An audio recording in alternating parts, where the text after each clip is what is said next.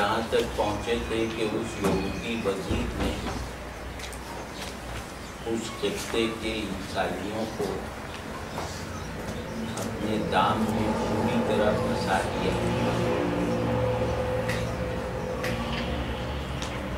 اور انہیں اپنا مقلد بھی بنا لیا اور اپنا عاشق بھی۔ اس میں ایک بات ہے،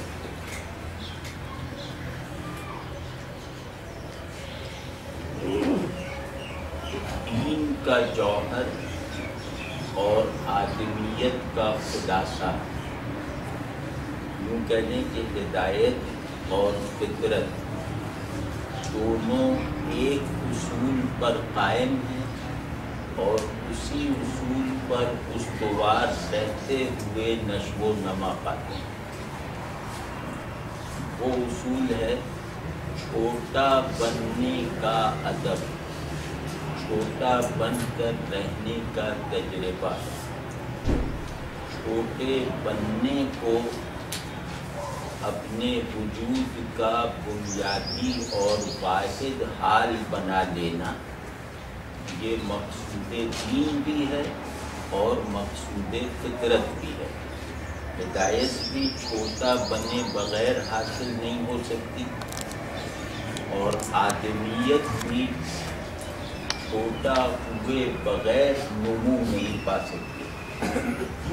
تو چھوٹا بننے کی دو قسمیں ہیں۔ ایک قسم ہے کہ میں کسی کا فرما بردار، مطیع، پیرو اور مقلد بن جاؤں، یہ گویا چھوٹا بننے کی ایک مینیفیسٹیشن ہے۔ اور دوسرا اظہار چھوٹا ہونے کا ہوتا ہے عشق۔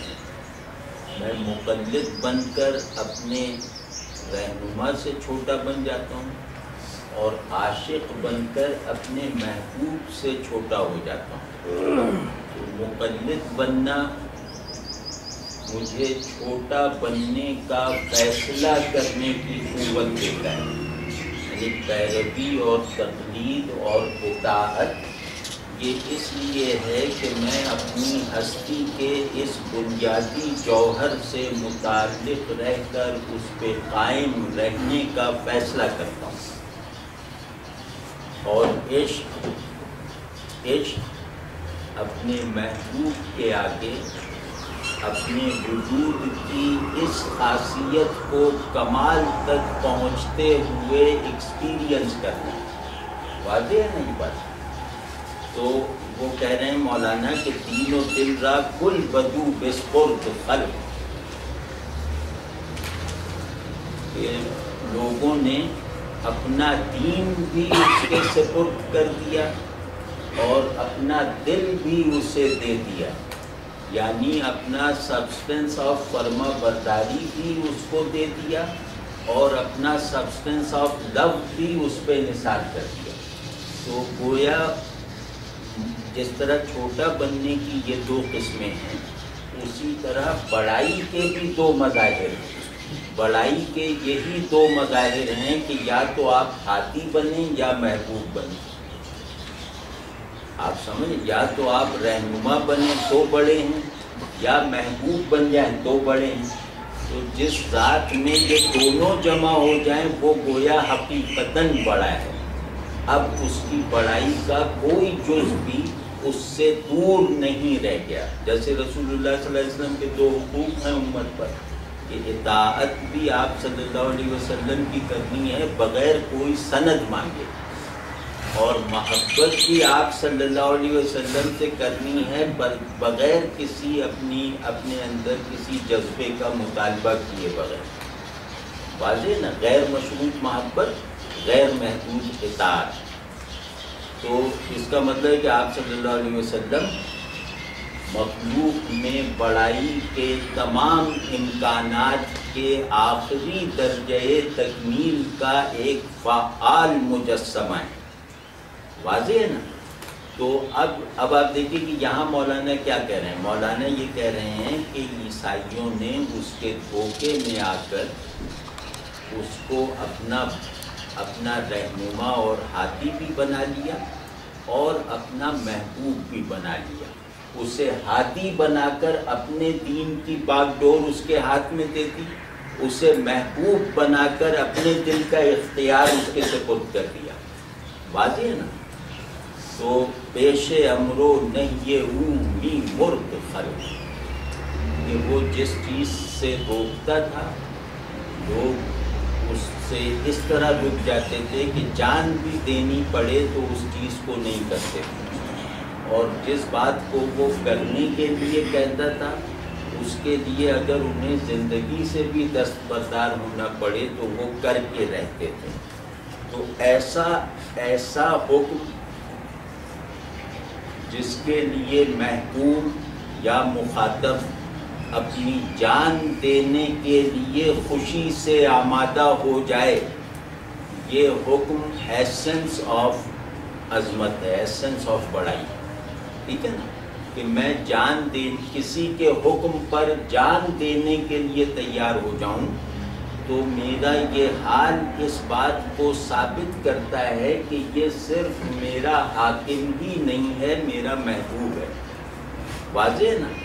تو دین کی اصل خاصیت یہ ہے کہ وہ حاکم کو محبوب بنانے آیا ہے تاکہ بڑائی کی کوئی ایک جہت بھی اس سے باہر نہ رہ جائے. واضح ہے نا؟ دین کا ہر حکم جو ہے وہ دعوت اطاعت تو ہوتی ہی ہے، وہ دعوت محبت بھی ہے. یعنی دین کے ہر حکم کے دو لازمی تقاضے ہیں، حکم پر عمل اور حکم دینے والے سے محبت. تو جس نے بھی حکم کی تعمیل میں ان دو خصوصیتوں کو جمع کر کے حاضر نہیں رکھا، اس نے گویا اس حاکم مطلق کا محکوم بننا کوالیفائی نہیں کیا. تو کہہ رہے ہیں کہ انہوں نے آخری آئیڈیل درجۂ تعمیل پر اور آئیڈیل مرتبہ تعلق پر اس وزیر کو اپنے لیے چن لیا. ٹھیک ہے نا؟ آئیڈیل درجۂ تعمیل کا ہے، جو یہ کہے گا وہ کروں گا. آئیڈیل درجۂ وابستگی کیا ہے؟ کہ اس کے لیے سب کچھ چھوڑ دیں گے. واضح؟ اب اس کا اگلا آج کا یہ جو ہمارا ہے یہ بہت تھوڑا ہے، اور اب جو ہم پڑھنے جا رہے ہیں یہ ایک پلین نیریٹو ہے، اس میں مشکل شعر مجھے نہیں نظر آیا. اب مشکل تکلف کر کے پیدا کریں گے تاکہ وقت گزر جائے.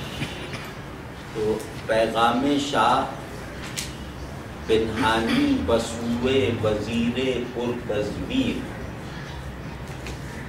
بادشاہ نے ایک خفیہ پیغام بھیجا اس دھوکے باز وزیر کے نام.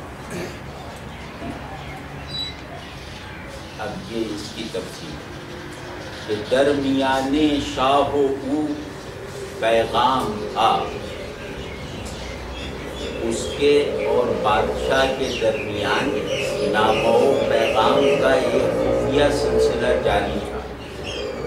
شاہ را پنہاں بدو آرام تھا، اور بادشاہ اس کے خطوط اور اس کی اطلاعیں پڑھ کر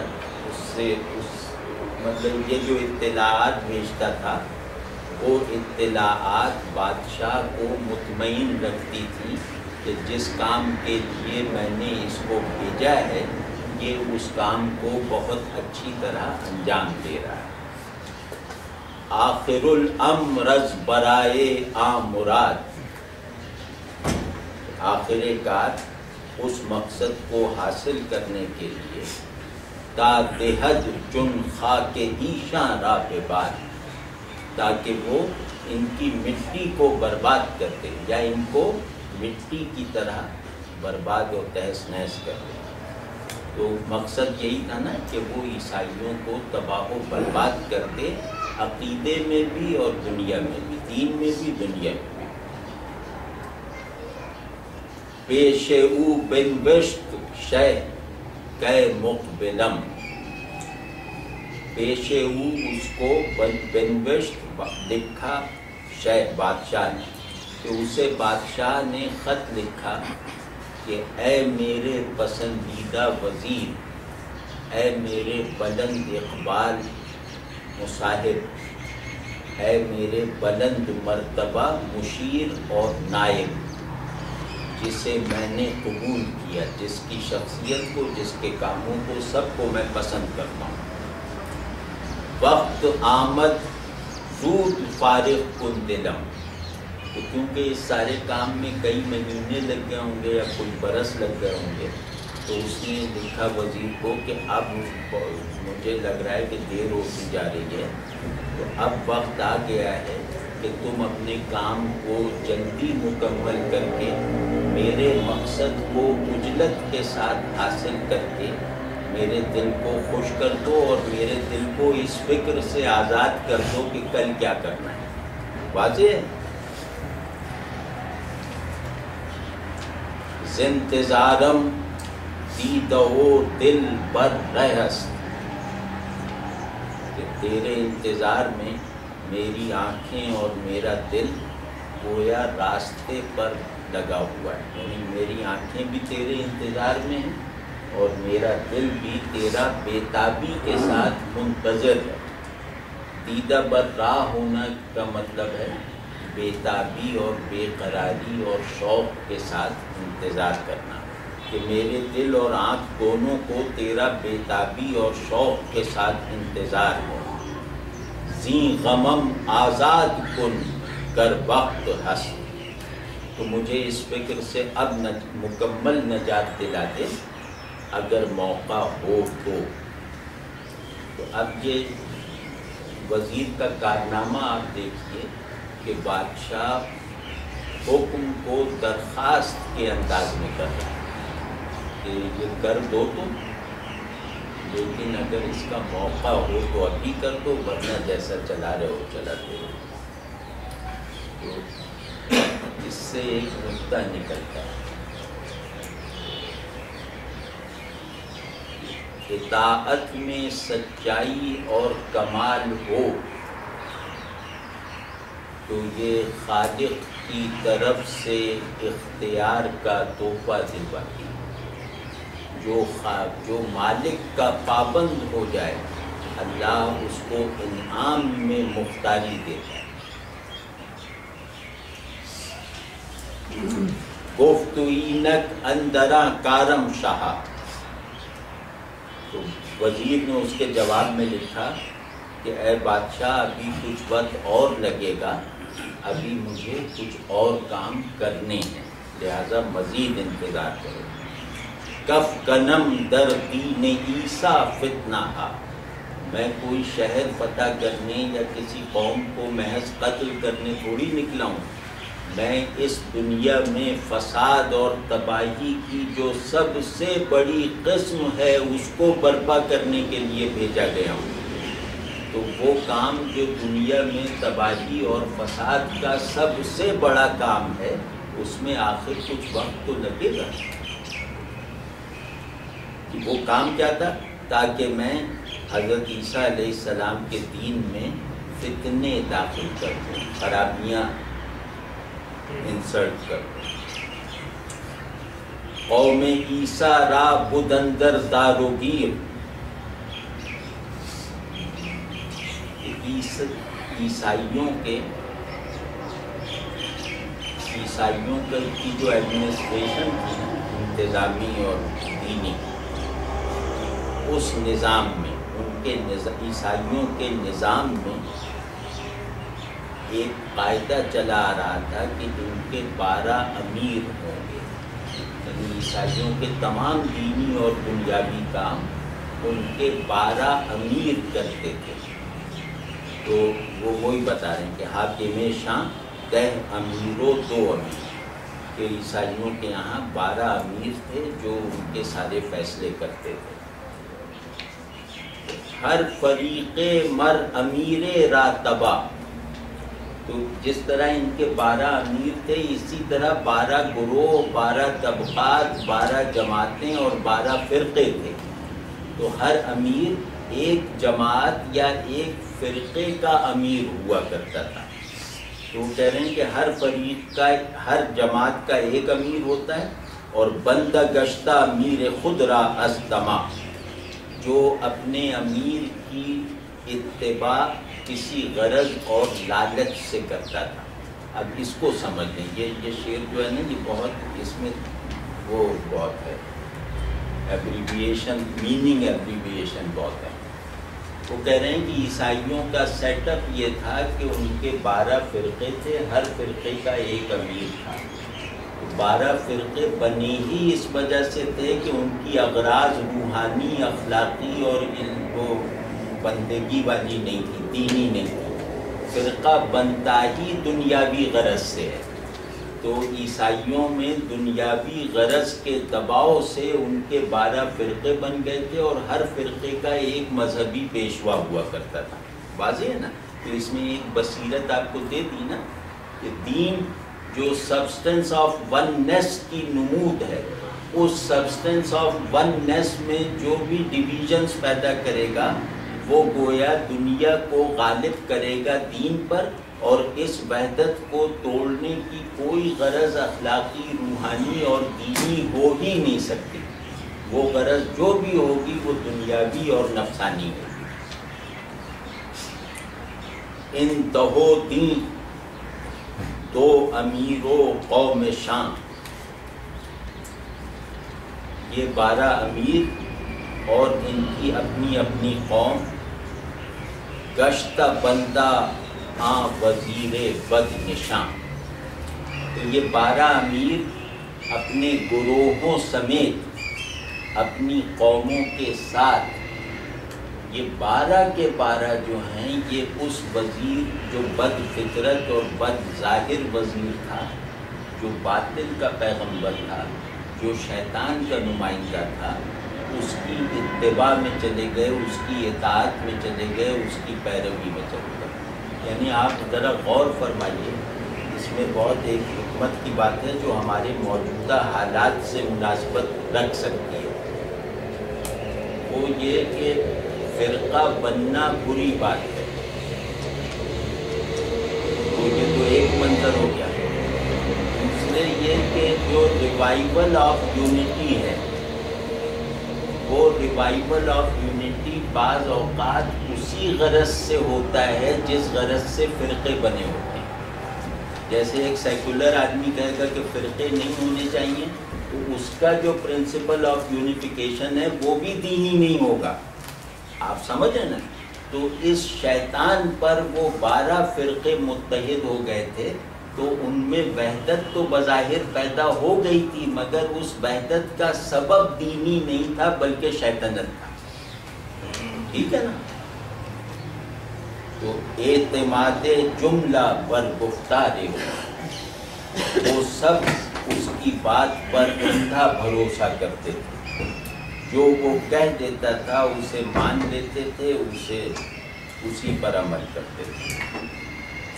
اعتماد جملہ بر گفتار سب کا اعتماد اس کے قول، اس کی بات پر تھا. اقتدائے جملہ بر رفتار جس طرف وہ چلتا تھا سب اس کے پیچھے پیچھے چلتے تھے. یعنی لوگ اس کی بات پر اعتماد کرتے تھے اور لوگ اس کے حکم پر عمل کرتے تھے اور لوگ اس جیسا بننے کی کوشش کرتے تھے. پیش او در وقت و ساعت ہر امیر جاں بے دادے گر بدو گفتے کے میر. اس کا یہ مرتبہ تھا کہ اس کے آگے کسی بھی وقت ہر امیر جان دینے کو تیار رہتا تھا. یعنی اس کی محبوبیت اور اس کی حاکمیت اس درجے کی تھی کہ وہ 12 کے 12 امیر اس بات کے لیے ہر وقت تیار رہتے تھے کہ اگر یہ ابھی کہہ دے کہ مر جاؤ تو ہم مر جائیں گے، جان دے دیں. مطلب یہ جس وقت بھی ہماری جان مانگے ہم جان حاضر کرتے ہیں.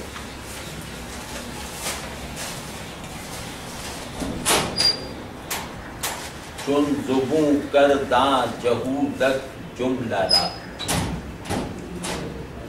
زبوں کردن سمجھتے نا، زبوں کرد کا مطلب دیر کر دیا، مغلوب کر دیا. کہ جب اس بیہودہ یہودی نے سارے عیسائیوں کو زیر کر لیا، اپنے قبضے میں لے لیا۔ فتنہ انگیخت از مکرو دہا، اس کے بعد اس نے ایک عظیم فتنہ اپنی چالاکی اور مکاری سے پیدا کیا۔ اس فتنے کی تفصیل آگے آئے گی، جو اس کی کاپی میرے پاس نہیں ہو، غالباً آپ کے پاس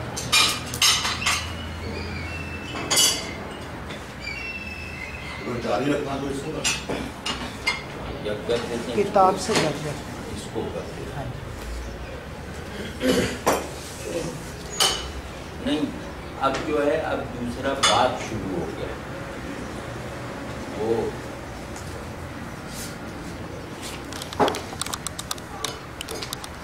میں اگر آپ اجازت دیں تو ان کو دوسرا باب شروع ہو گیا ہے، تو میں اب تک جتنی ہم نے مثنوی پڑھی ہیں اس سے کیا فائدے ممکن تھے اور کتنے ہم نے اٹھائے ان کا جائزہ لے لیں۔ جی بسم اللہ۔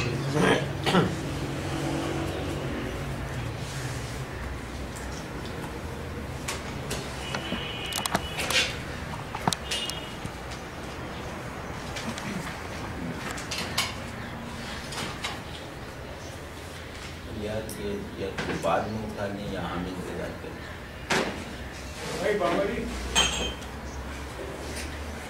بات چک رہنا آپ چلے گئے ابھی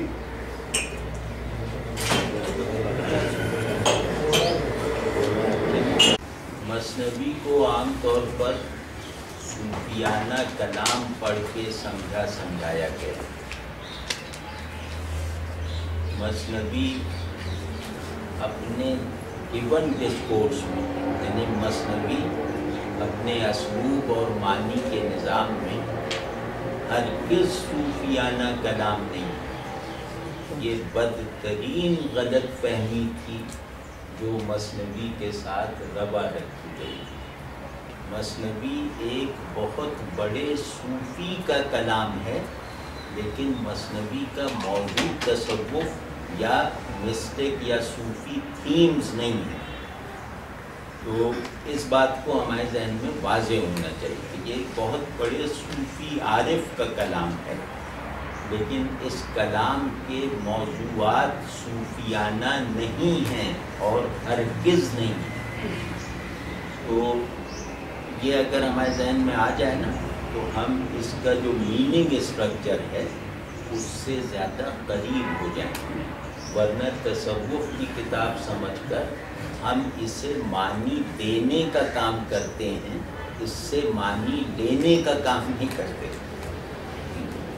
تو ایک تو یہ بات، دوسرے یہ کہ اس میں جو اس کا جو بنیادی موضوع ہے، یعنی وہ موضوع، وہ تصور جس سے اس کے پورے معانی ایک درخت میں لگنے والے پھل کی طرح اگے ہیں،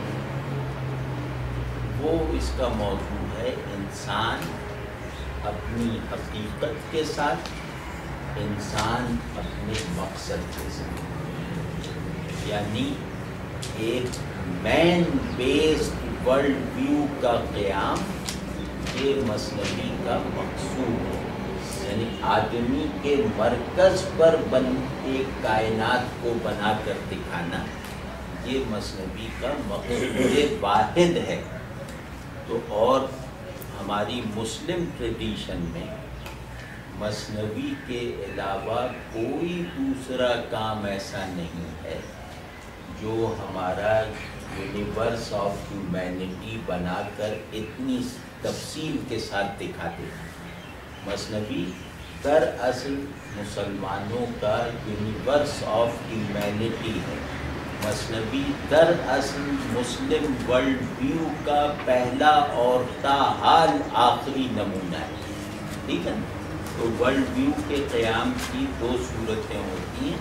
ایک صورت یہ ہے کہ ہم ٹائم اینڈ اسپیس یعنی کائناتی اصطلاحوں میں دنیا کو دیکھیں اور دکھائیں، اور دوسرا تصور پیدا ہوتا ہے کہ ہم انسانی سبسٹنس کے ساتھ کائنات کو نمو پاتے ہوئے دکھائیں، یعنی ہیومن سینٹریلٹی کے گرد بننے والی کائنات کو دکھانا، یہ روایتی پڑھی۔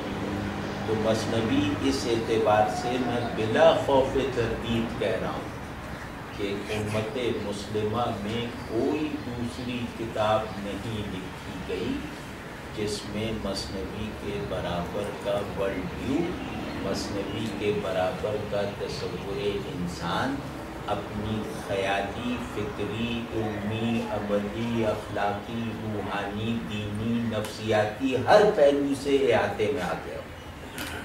یعنی مثنوی سے ظاہر ہونے والا آدمی اتنا مکمل ہے کہ اس نے اپنی اس شان تکمیل اور جامعیت کے ساتھ مسلم لٹریچر کے کسی دوسرے حصے میں اپنا اظہار نہیں کیا۔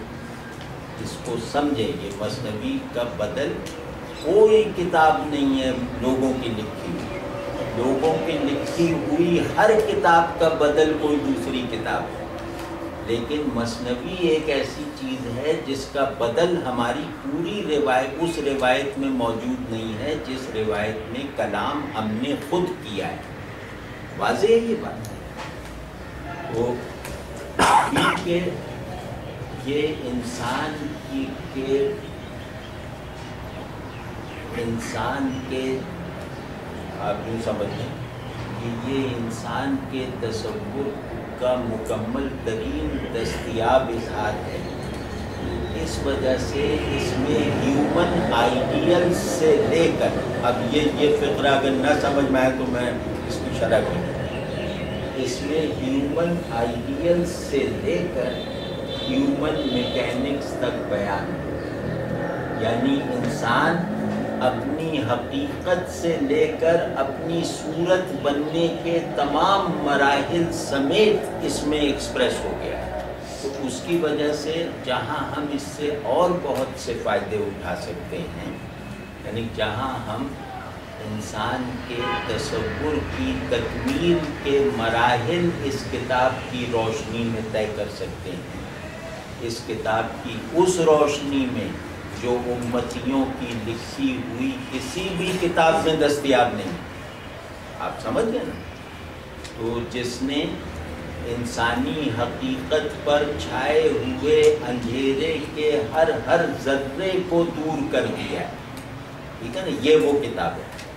تو جہاں ہم انسان کے بارے میں تصور کو اس کی پوری گلوریفیکیشن کے ساتھ، اس کی پوری حقیقی، اس کے پورے حقیقی در و بست کے ساتھ عکس کر سکتے ہیں، وہیں ہم انسانوں کے نظام احساسات، انسانی نفس کے محرکات و عوامل اور انسان کا دنیا کے ساتھ تعلق کا پورا اسلوب، وہ بھی اس سے عکس کر سکتے ہیں۔ اگر ہم اور آپ مثنوی کو ایک سنجیدہ قاری کے طور پر پڑھ رہے ہیں تو اس کا ایک ٹیسٹ بتاتا ہوں، اس ٹیسٹ میں آپ کو اب تک کامیاب ضرور ہو جانا چاہیے تھا۔ وہ ٹیسٹ یہ ہے، اور بہت ساری چیزیں چھوڑ کر کریں، وہ ٹیسٹ یہ ہے کہ آپ دیکھیں کہ آپ کے اندر کچھ نئے نامانوس احساسات پیدا ہوئے یا نہیں۔ جیسے مٹی کے تیل کے ڈپو پر کام کرنے والا آدمی عطر کی دکان میں پہنچ جائے تو تھوڑی دیر کے لیے اسے محسوسات کو ٹرانسلیٹ کرنے میں دیر لگے گی نا۔ تو مثنوی ہم مٹی کی کان کے کارکنوں کو گویا عطار کی دکان تک پہنچاتے ہیں، تو وہ عطار کی دکان پر پہنچ کر جو ایک احساسات کی سطح پر ششدر یا معطل رہنے کا لمحہ آتا ہے، وہ لمحہ اگر آپ پر نہیں گزرا تو آپ نے مثنوی نہیں پڑھی۔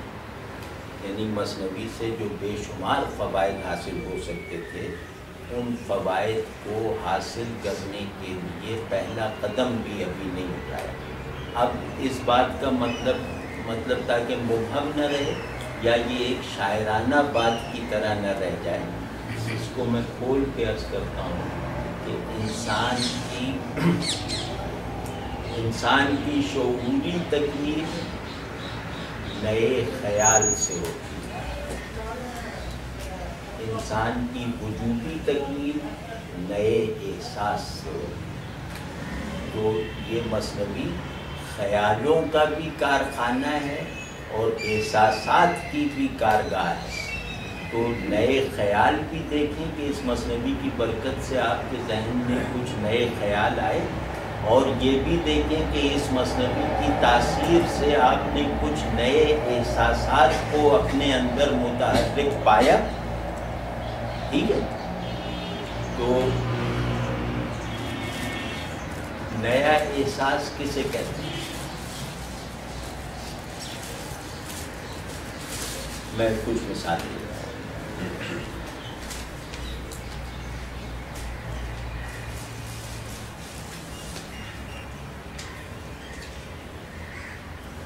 ہوں۔ میں ان سے ملتا آ رہا ہوں اور ان سے وابستہ کچھ احساسات رکھتا ہوں، کسی سے بھی۔ ایک دن اچانک پتہ چلتا ہے کہ یہ زمین کے آدمی نہیں ہیں، مریخ سے آئے ہیں۔ جیسے ہی یہ پتہ چلے گا کہ یہ ایلین ہیں اور مریخ سے آئے ہیں، تو ان کے ساتھ وابستہ ان سے مخصوص میرے احساسات کا جو عالم ہوگا، اور اس کو اس کی جگہ سے ہٹا کر جو نئے احساسات داخلے کے لیے دستک دیں گے، وہ ہے نئے احساسات۔ یعنی چیزوں کے ساتھ تعلق کی سطح میں کوئی بنیادی تبدیلی آ جانے کے نتیجے میں وہ شے جو مجھ سے نئے حواس کا مطالبہ کرے گی اور نئے احساسات کی ضامن بنے گی، ان کو میں کہہ رہا ہوں کہ یہ نئے احساسات ہیں۔ دوسرا نئے احساسات کا مطلب یہ ہوتا ہے کہ زندگی میں معمولی پن اور پستی اختیار کر لینے سے ہمارے اسٹینڈرڈ احساسات اور جذبات سطحی اور یک رخے اور معمولی ہو کر رہ جاتے ہیں۔ یعنی خوشی کا مطلب ہے کوئی چیز مل جانا، غم کا مطلب ہے نوکری سے برخاست ہو جانا۔ تو جہاں زندگی جو ہے وہ نوکری مل جانے سے خوشی حاصل کرنے کا نام بن جائے اور نوکری چلے جانے سے مغموم ہونے کا حال بن جائے، اگر میری بنیادی جذبات خوشی و غم اپنے ایسے ادنا محرکات پر ڈیپینڈ کرنے لگیں، تو اس کو ہم کہہ رہے ہیں کہ احساسات میں ایک اتھلا پن، ایک سطحی پن، ایک گھٹیا پن پیدا ہو جاتا ہے۔ تو ایک آدمی آتا ہے جو مجھے یہ باور کروا دیتا ہے، مجھے یہ ایکسپیرینس کروا دیتا ہے کہ زندگی صرف نوکری کرنے اور نوکری سے نکلنے تک محدود نہیں ہے، زندگی جو ہے وہ کچھ اور سطحیں بھی رکھتی ہے جو تم نے خود پر معطل کر رکھی ہیں، جو تم نے اپنی آنکھوں سے اوجھل کر رکھی ہیں، وہ ان پردوں کو اٹھا دیتا ہے۔ تو ان پردوں کے اٹھتے ہی میری خوشی اور غم کی تہداری میں جیسا اضافہ ہوگا، اس کو ہم اگر فی الحال محسوس نہ کر سکیں تو تصور تو کر سکتے ہیں۔ تو مثنوی ایک ایسی کتاب ہے جو میرے سینسیبل آبجیکٹس کے ساتھ میرے تعلق کو مسلسل مزید گہرا اور مزید اونچا کرتی چلی جاتی ہے۔ ٹھیک ہے نا؟ تو ان معنوں میں یہ کہہ رہا ہوں کہ اس کو تو ورد اور وظائف کی طرح اس کتاب کو پڑھنا چاہیے، تاکہ میرے وجود کو اپنی صداقت، اپنی آتھینٹسٹی اور اپنی ممکنہ تکمیل کے لیے جو احساسات درکار ہیں وہ فراہم ہو جائیں، اور اسی طرح میرے شعور کو اپنے کمال کے لیے جن تصورات اور خیالات کی مسلسل ضرورت ہے، اس میں ان احساسات کی رسد کا ایک مسلسل، ان خیالات کی رسد کا ایک مسلسل نظام موجود ہے، بس حاضر رہو۔ تو یہ کر کے دیکھیے، اور صرف یہ مثنوی خوانی یہ 15 دن کا مشغلہ نہ بنائیں، اس کو رکھیں اور روز 2 4 شعر پڑھیں، اور اس طرح سے پڑھیں کہ یہ میرے اوپر اٹھنے کا عمل ہے جو میں کر رہا ہوں۔ یہ عالم بننے کے لیے نہیں کرتا، یہ ماہر بننے کے لیے نہیں کرتا، یہ تقریریں کرنے کے لیے نہیں کرتا، بلکہ مجھ پر سب سے بڑا فرض ہی یہ ہے کہ ہر سانس میں اوپر اٹھو۔ یعنی آدمی جو اس فرض سے غافل ہے، اس کی ناکامی بھی مضحکہ خیز ہے اور اس کی کامیابی بھی باعث شرم ہے۔ آپ سمجھیں، میرا تو دینی، روحانی، انسانی ہر جہت سے سب سے بڑا فریضہ یہ ہے کہ اپنے آپ سے بلندی اختیار کرتے رہو۔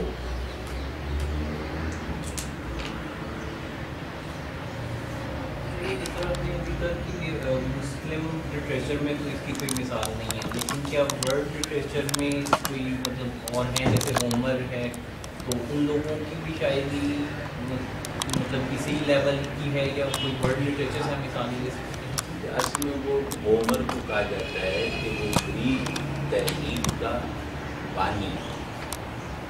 ان شاعروں میں اتنے بڑے نتائج پیدا کرنے والی وہ سب سے بڑی شخصیت ہے، تو اس کو ارسطو، افلاطون، سقراط وغیرہ سب اس بات کو مانتے تھے کہ یہ گریک ٹریڈیشن جو ہے اس کا سب سے بڑا بانی ہومر ہے۔ تو اب اس میں ہوتا یہ کہ جو آدمی جس تہذیب میں سے اٹھتا ہے، اس تہذیب کا ایک خمیر تخیل، ایک مادہ تصور اور ایک سبسٹنس آف فیلنگ ہوتا ہے، وہ اس کو لے کر اٹھتا ہے۔ تو گریک تصور، تخیل اور احساس جو ہے وہ کازمولوجیکل، وہ کائناتی ٹرمز میں ہے، وہ